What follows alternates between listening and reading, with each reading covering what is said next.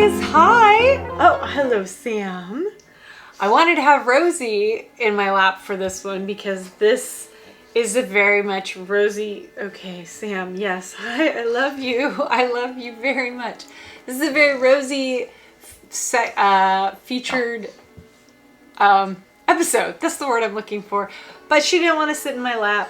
Sam, of course, did, because Sam always wants to sit in my lap. So what are we making this week? This week, we are making this dress.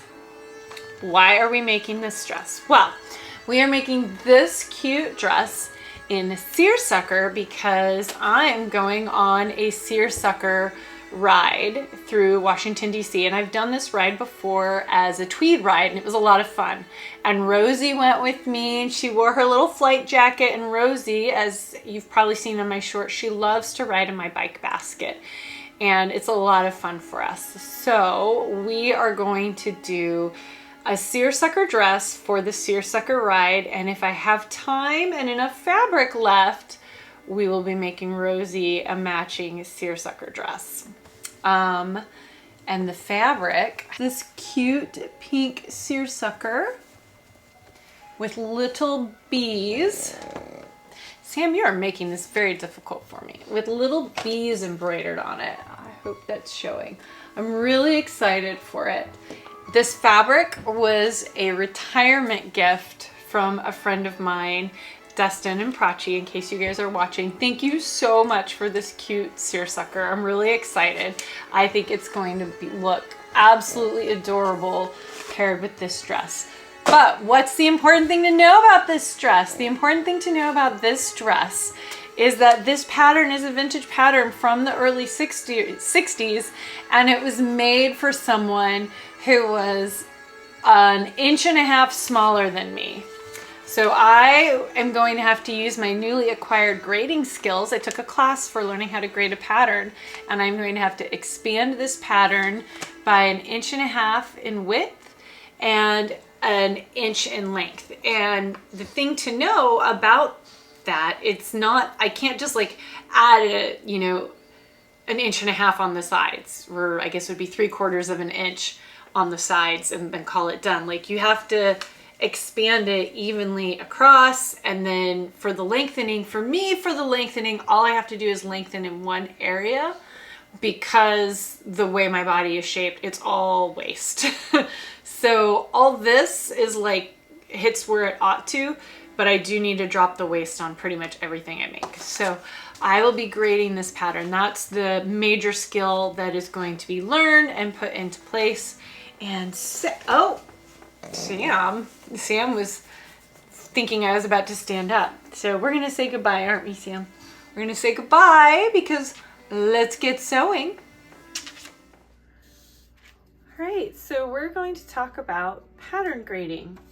And the first thing I did is I looked, this was a size 12, so I looked at the measurements of the dress, and for a size 12, there's the measurements, 32 waist, a 25-inch bust, and a 34-inch hip. And then, of course, the back length and the finished length. And then I went through and I took my own measurements, which are my upper bust, my waist, and my hips. And then a bunch of other measurements, which also meant I needed to figure out what the difference was. So with the bust being a 35 and on the pattern it being a 32, I had to add 3 inches to the bust, and with the waist being a 25 and my waist being a 28, I had to add 3 inches. And then for the hips, those don't really matter. It's free because it's a gathered skirt. So that meant that I needed to figure out how to add 1.5 inches, or rather 3 inches. So 1.5 inches both in the front and in the back. So that created some geometry and some math, which means I needed to do 3 inches, 3 inches, which meant, because 3 divided by 4, I had to come up. It's a whole geometry thing. I learned it in my class, and I also read some really good articles on it and the different ways to do it.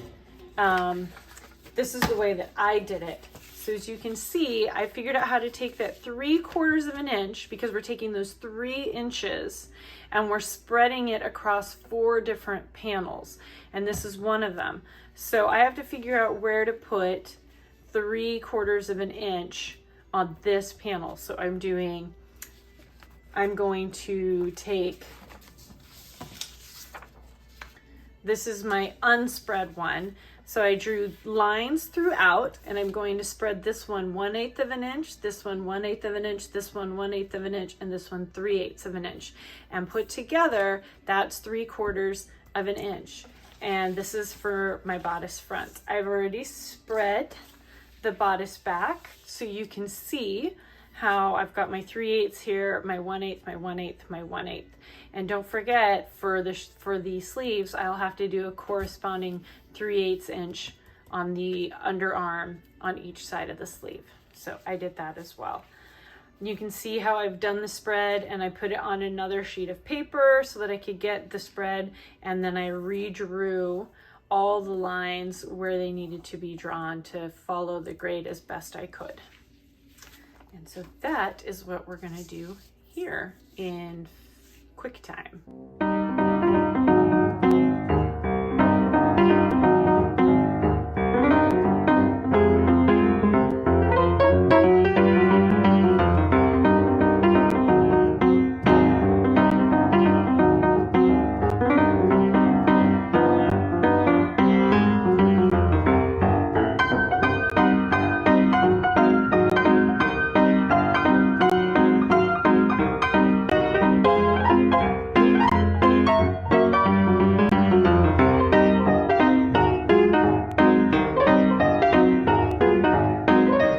So I just finished making the muslin for the seersucker dress I'm doing, and this is the first time I've graded on my own, and I've got to say I like the dart placement. I like how everything spread well. What you can see here is the seam allowance for putting in the zipper. So what I'm going to do now is, since I made this muslin out of cotton voile, I'm going to use it to, rather than doing a facing for the dress, I'm just gonna fully line the bodice of the dress. So there will be no wastage of this muslin. It's super lucky and handy that it worked out just right, because you know this is gonna come up 5/8 of an inch, so it's gonna hit me right at the shoulder joint, right where I want it to. So on the whole, the math worked out.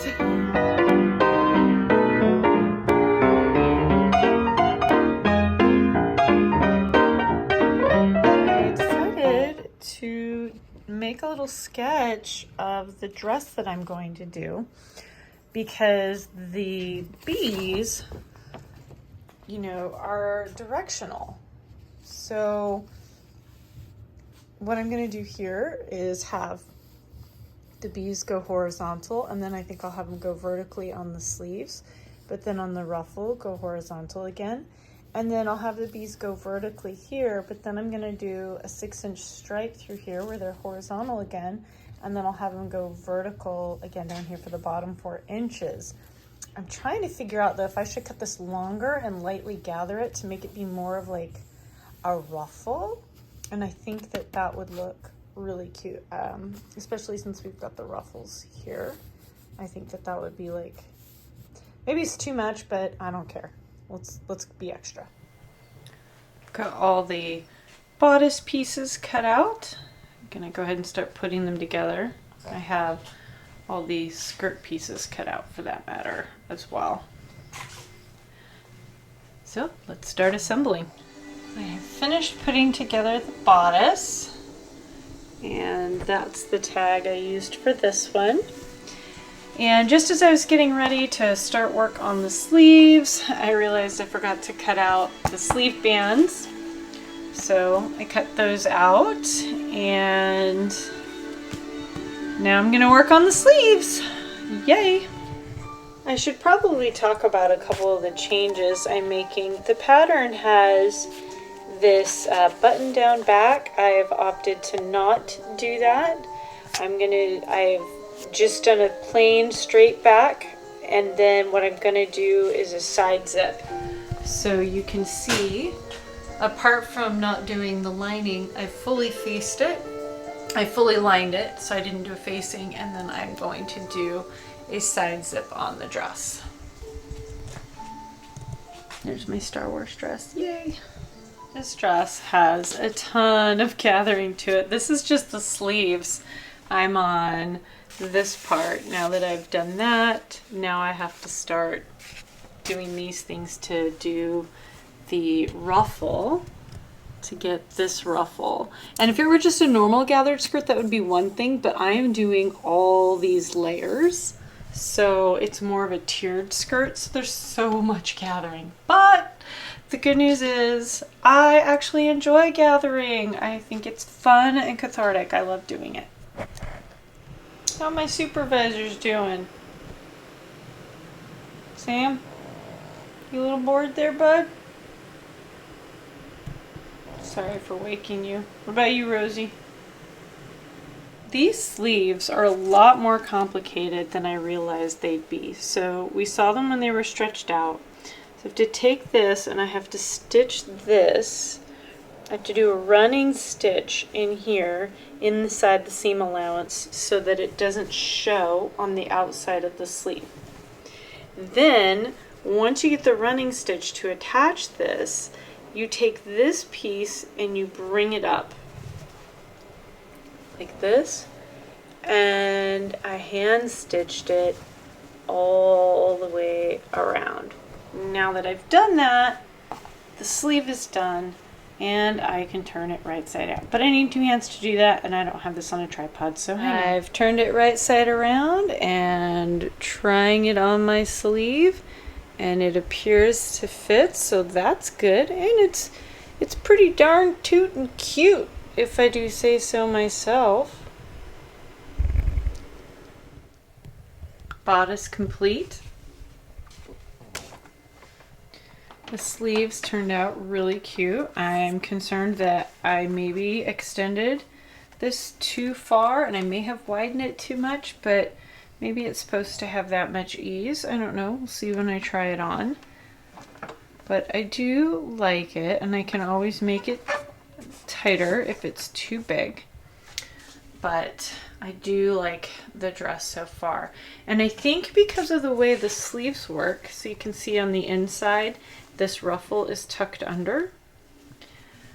I did cut this ruffle longer so that I could have a deeper hem.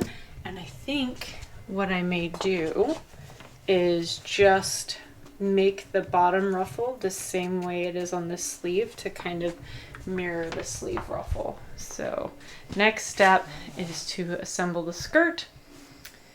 First steps first, I am going to create the skirt panels.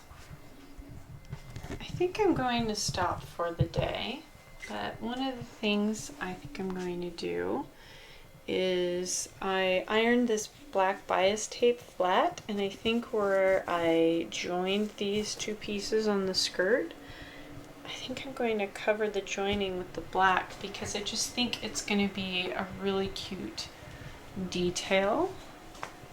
So I'll do that, and then I think for the belt for this I might just do like a long black ribbon. We'll see. But yeah, I'm gonna bias tape that, and then when I attach that bottom ruffle, I think I will do the black there as well. But yeah, it's coming along well. I am also debating, I think it'll make it too bulky if I put black around here, but I think I'll make the little bows on the sleeves black. But I don't know, I might do black bias tape over the top of this as well. So I'll have to think about that. I think just right down the center, that might look really nice. I posted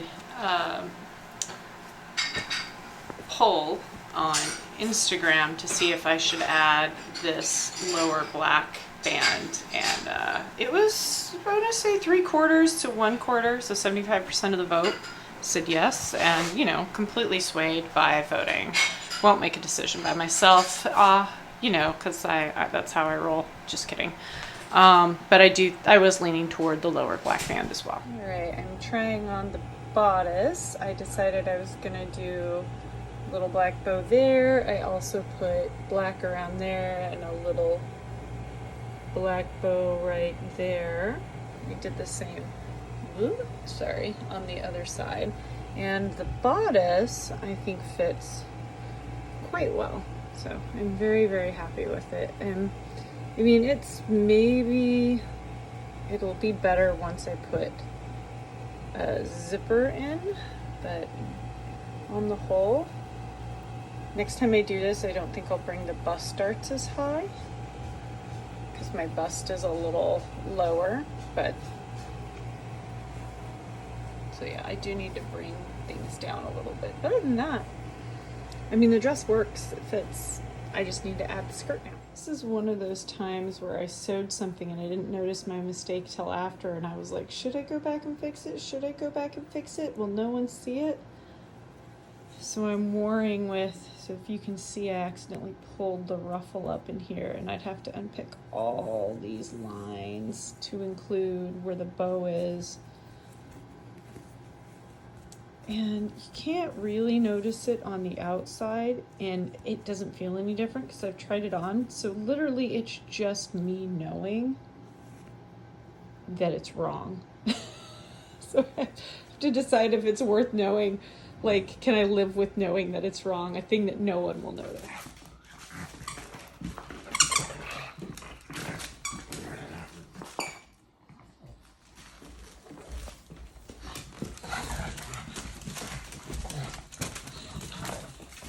This is how Rosie plays. She doesn't care about the toy, but she does care about keeping it away from Sam.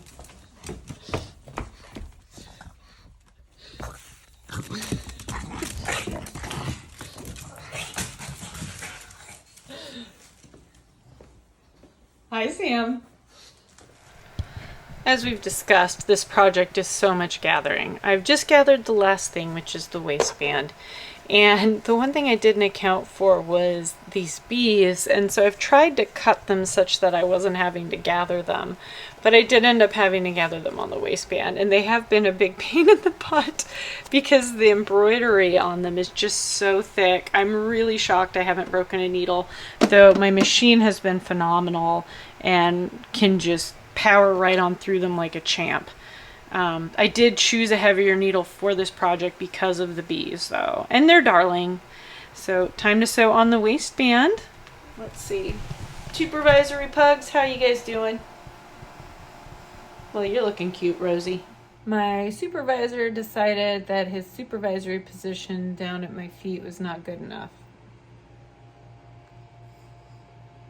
So my sewing is now being supervised from here.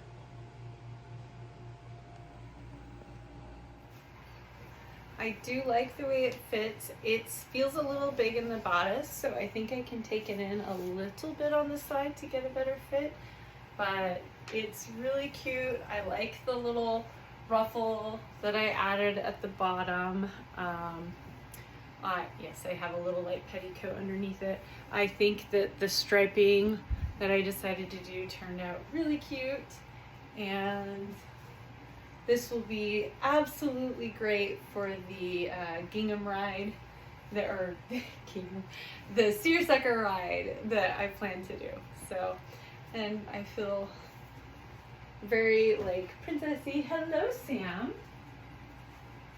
I'm gonna go get the dogs. And here's Rosie. Rosie is going to do the seersucker ride with me because she loves riding in the bike, don't you? But to do that, she's gonna need a matching outfit. So, Rosie, would you like a matching outfit?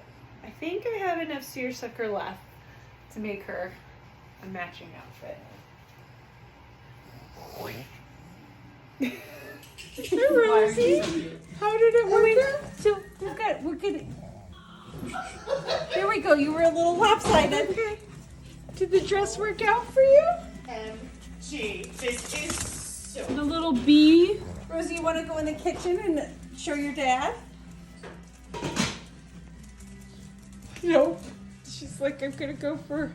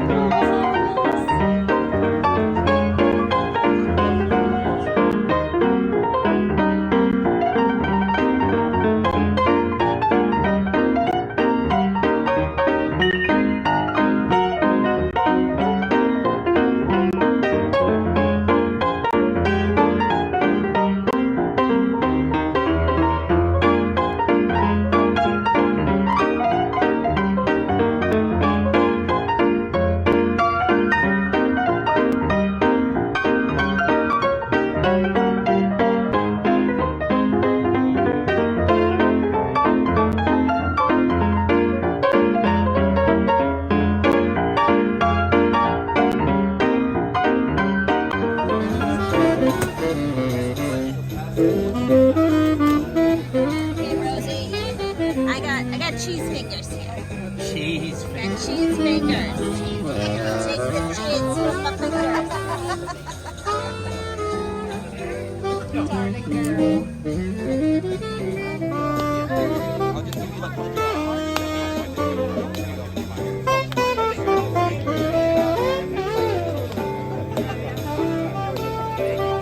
It's a fun little picnic, and I'm happy with how my seersucker dress turned out. Rosie is trying to scavenge food wherever she can find it.